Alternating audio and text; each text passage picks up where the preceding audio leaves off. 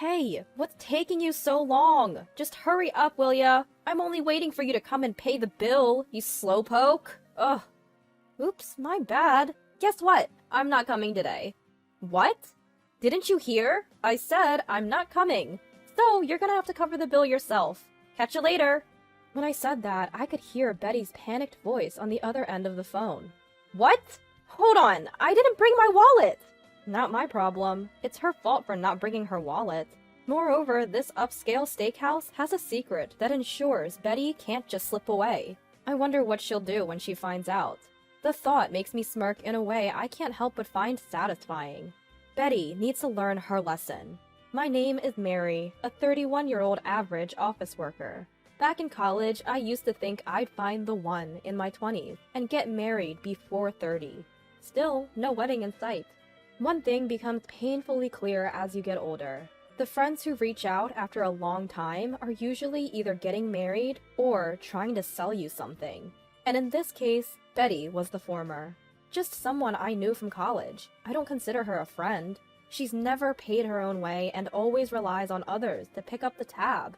It's gotten pretty old. In college, we had this ongoing issue. Whenever Betty showed up to a gathering, she'd almost always forget her wallet.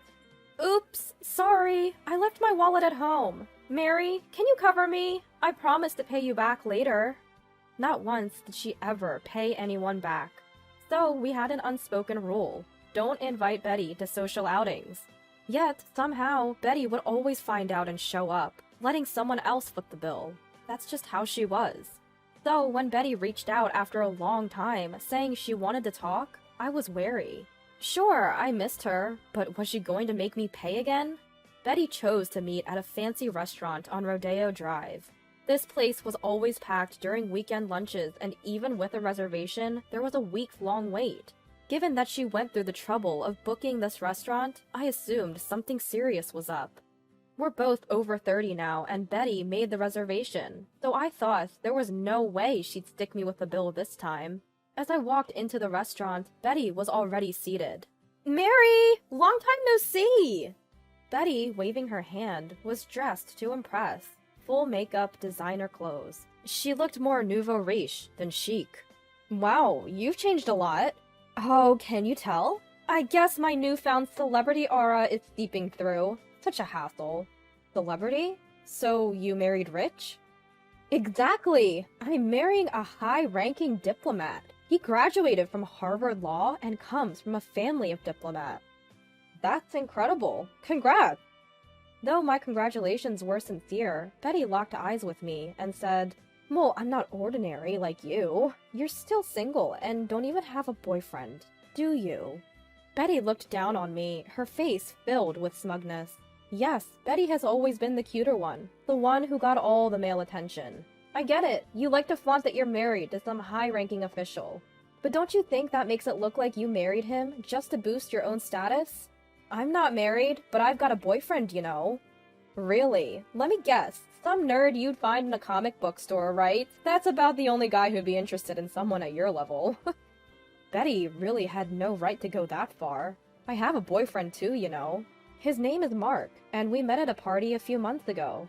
Okay, he may not be some hotshot official like your husband, but I have a boyfriend who's a public servant. He's just an ordinary guy, not some nerd. When I retorted, Betty burst into laughter. A mere public servant. Come on, you could do so much better. They don't make much money, you know. You really have no eye for men. After her laughter subsided, Betty added, I'm obviously the winner in life. Now excuse me, I need to go to the restroom. With that, Betty left the table. Once she was gone, I felt increasingly frustrated. Did Betty invite me just to show off her marriage? I should have never come. I had plans to meet with Mark today, and I canceled them to spend time with Betty. Now it all seems a waste. Time passed and Betty still didn't return. Could it be? When I asked the neighbor, they told me, Your friend has already left. The bill is still pending. I've been had. Betty invited me just to flaunt her life and stick me with the bill. Reluctantly, I paid for both of us. Later, I saw Betty's post on Instagram. Had lunch today at an exclusive restaurant on Rodeo Drive. Might be pricey for regular folks, but easy peasy for a future wife of a top official like me. As if she paid for that expensive lunch. Some things never change. I don't think I'll be meeting Betty again. In fact, I'll decline if she asks. I never want to see her again. Just when you think life can't get any more ironic, you run into the one person you absolutely didn't want to see at the absolute worst time. It happened when I was on a date with Mark. We had just met up and were about to grab lunch, and there she was, Betty. We're meeting for lunch. Who's this, Mary? The boyfriend you were talking about? Nice to meet you. Mary, is this a friend of yours? When Mark asked, I was at a loss for words. I really didn't want to call Betty my friend. Especially, I didn't want to introduce her to Mark. While I'm standing there confused, Betty chimes in. Oh, you know, Mary and I have been best friends since college. We've always gotten along so well. How about joining us for lunch, if you're up for it? She was pushy, as always. Clearly, she's planning to mooch off us for lunch. Whoa, hold on a minute. Is that cool? Come on, it's fine. Let's all go together, Betty. Really? That makes me so happy! Here we go again. I'm so done with Betty's pushiness. And that's how I ended up having lunch with Betty and Mark. The conversation was all about Betty boasting, with Mark and I just listening. When we finished eating, Betty acted like it was the most natural thing and said, Oh, what should I do? I forgot my wallet at home. Mark, could you cover my bill? Please? Seriously? You never planned to pay from the beginning. Cut it out! I couldn't help but raise my voice. Betty broke into tears. That's so mean. Why would you say something so cruel? I'm gonna cry. But I knew better. This was Betty's go-to fake crying, and men usually fall for Betty's act. Sure enough, Mark says, Hey, it's fine. I'll cover the bill. Don't worry about it, Betty. Really? How great. Mary, you've got a great boyfriend. Great boyfriend? What's that supposed to mean? In Betty's eyes, a great boyfriend simply means a guy who picks up all the bills. Betty, having gotten Mark to pay, suddenly remembered an appointment and said, Oh, I forgot! I have something to do! I'll leave you guys here, and hurried out of the restaurant. She'll probably keep exploiting Mark like this, but I can't let that happen to him. Hey Mark, about Betty. Before I could get into it, Mark softly interrupted me. Is she always like this? You mean you knew she was trying to freeload? I was taken aback. I thought Mark had been fooled by her fake crying. Well, you can't be too naive, right? Don't you think she needs a little lesson? Mark looked at me like a child who thought of an interesting prank. And then he told me his plan. It just might work to leave Betty speechless. I decided right there to go along with Mark's scheme. A few days later, I got another message from Betty. The fancy steak place you posted on Instagram the other day. What was that? That place is pricey and hard to get reservations at. How did you get in? Gotcha. I grinned and texted her back. Oh, that place? That's actually owned by one of Mark's colleagues who retired. That's why Mark could get us a reservation easily. What? No fair! You have to take me there. Fine, but I get to choose the day and time, okay? Absolutely! Make sure to reserve a spot! With that, Betty hung up the phone. Seems like she fell for the plan.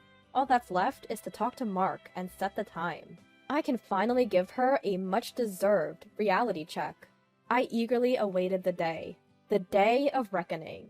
We're supposed to meet at 8 p.m., but I told her I'd be a little late due to work. Knowing Betty, she's probably gone ahead, sat down, and ordered already. She expects me to pick up the tab, as usual. About 30 minutes later, I got a call from Betty.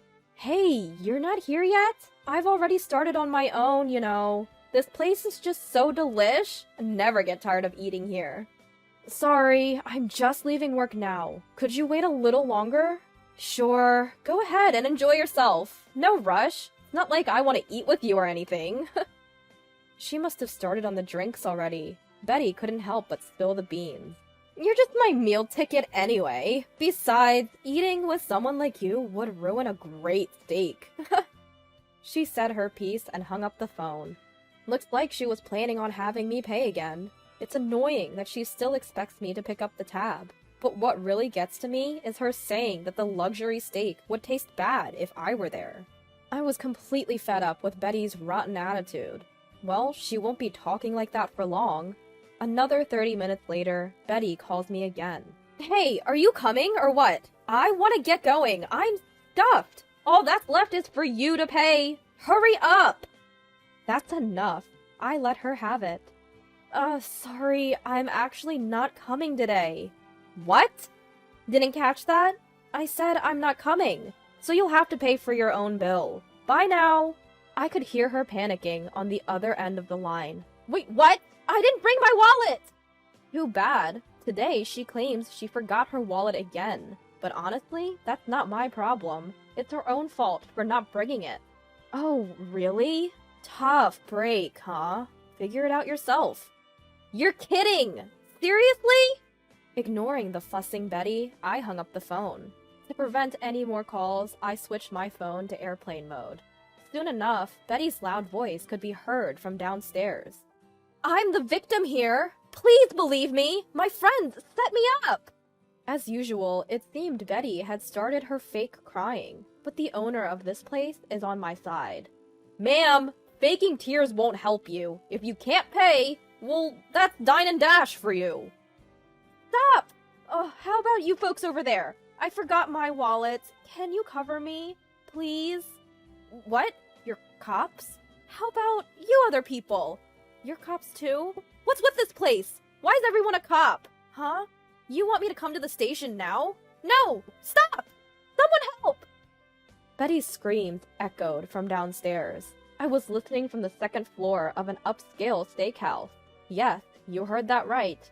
I was hiding upstairs in the steakhouse from the get-go, all to witness the climax of today's plan. And this restaurant, as I told Betty, was opened by Mark's former work mentor. Mark's workplace is surprisingly a police station. So, Mark and his former mentor are both police officers. That day, Mark shared a plan with me. The idea was to utterly shock Betty at a steakhouse owned by Mark's former police supervisor, who has since retired and runs the place with his wife. This upscale steakhouse is frequented by Mark's current work buddies, who are all active-duty police officers. Dine and dash in a restaurant where the owner is a retired cop and all the customers are on the force. There's no way she'd get away with it. Sure enough, Betty was escorted to the police station by one of the officers who was dining there. So, how'd it go? My plan worked out, didn't it? Mark confidently remarked, sipping his drink across from me. I asked Mark something that had been on my mind. But how did you see through Betty's fake crying back then? Most men have been fooled by her act. I'm a cop, remember? I deal with people like her more than I'd like to, so I knew instantly. Plus, I can't stand someone like that being near you. You mean a lot to me. Mark smiles at me as he says this. It seems that in his own way, Mark has been looking out for me. I felt my cheeks flush as I realized his true feelings for me. Then Betty was arrested on the spot for dining and dashing and was taken away in a police car. The crime was treated as fraud under the law. Betty reached out to her high-ranking bureaucrat fiancé from the police station for help. Her fiancé introduced her to a lawyer he knew, and thanks to that lawyer, she settled with the restaurant and wasn't prosecuted. Betty thought she had dodged a bullet, but the ordeal wasn't over yet. Upon learning about Betty's dine and dash, her fiancé immediately broke off the engagement.